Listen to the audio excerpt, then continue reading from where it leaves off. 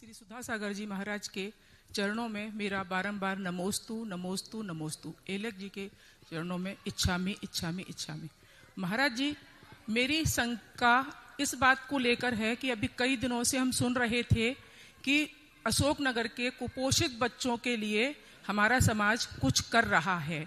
मैं चूंकि अभी 31 अक्टूबर को ही महिला बाल विकास विभाग में टीकमगढ़ में से रिटायर हुई हूँ, तो मेरा निवेदन सिर्फ इतना है कि हम लोग कुपोषित बच्चों के लिए, हमारे टीकमगढ़ जिले में भी बहुत कुपोषित बच्चे हैं और सरकार की ओर से हमको एक बच्चे के लिए 15 से 18 रुपए प्रतिदिन के हिसाब से राशि मिलती है। तो हम लोग जो 10,000 कुपोषित बच्चों के लिए जो समाज राशि एकत्रित कर रहा है, हमारे विभाग की ओर से, सरकार की ओर से जो राशि मिलती है, मुझे ये कहने में, अब तो मैं रिटायर भी हो गई हूँ, बहुत कोशिश की मैंने, पर मैं उस राशि को बच्चों तक उसका नहीं पहुंचा पाई। किसी भी स्थिति में मैं लड़ी, मैं अधिकारियों की कोपभाजन भी बनी इस चीज के लिए कि केंद्रों पर जाना, वहां साझा चूल्हा समूहों द्वारा 3 भोजन दिए जाते हैं, नाश्ता, भोजन और थर्ड मील। बच्चों के लिए, कुपोषित बच्चों के लिए मूंगफली की पट्टी, गुड़ आदि, राजगिरा के लड्डू, सोयाबीन की बड़ी, कुछ भी नहीं मिल पाता है। मेरा महाराज जी से निवेदन सिर्फ इतना है कि जो हम 10,000 बच्चों के लिए जो हमारा समाज जो राशि एकत्रित कर रहा है, उसका सदुपयोग हो। नमोस्तु नमोस्तु महाराज, नमोस्तु महाराज। देखो, हम तो क्या करते हैं, हम भिखारियों को कोई भी होता है तो पैसा नहीं देते। हमारे यहाँ एक रतन लाल जी थे, किशनगढ़ के आर के मार्बल वाले, वो कहते थे सारे भिखारियों को भोजन खुद वो बैठाल के कराते थे, कपड़े जो तुम्हें चाहिए वो मैं देता हूँ।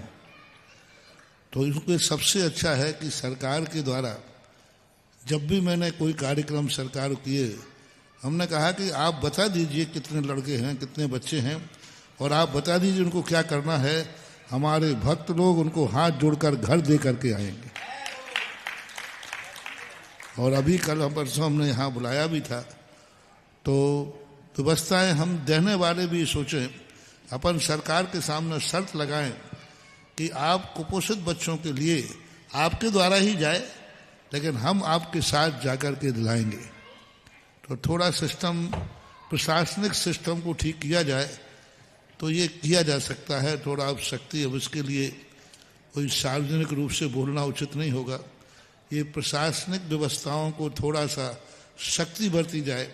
सबसे बड़ा वहाँ पर कार्य करे जो विधायक प्रतिनिधि है, उसके पहले पंचायत का जो सरपंच आदि होते हैं वो करें, उसके बाद नगर पालिका के जो पदाधिकारी होते हैं वो करें, और फिर जो विधायक होते हैं ये सब अपना जोड़ लगाएं कि मेरे जिले में, मेरे विधायक क्षेत्र में जो इस प्रकार के बच्चों को सुविधाएं दी गई हैं, वो सुविधाएं उनके तक ऐसे पहुंचाएं जैसे वो वोट लेने पहुंचते हैं, ऐसे वो घर घर जाकर के सुविधाएं दें, तो ये काम हो सकता है। विधायक प्रतिनिधि और जो सबसे बड़ा प्रतिनिधि होता है, अपने क्षेत्र को सरकारी कितनी सुविधाएं दिलाना है, ये सब विधायक के ऊपर आधारित होता है।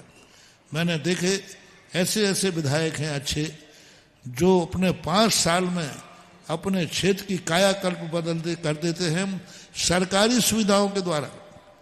क्योंकि सरकार के द्वारा इतनी योजनाएं हैं, हम उनको फॉलो नहीं कर पाते।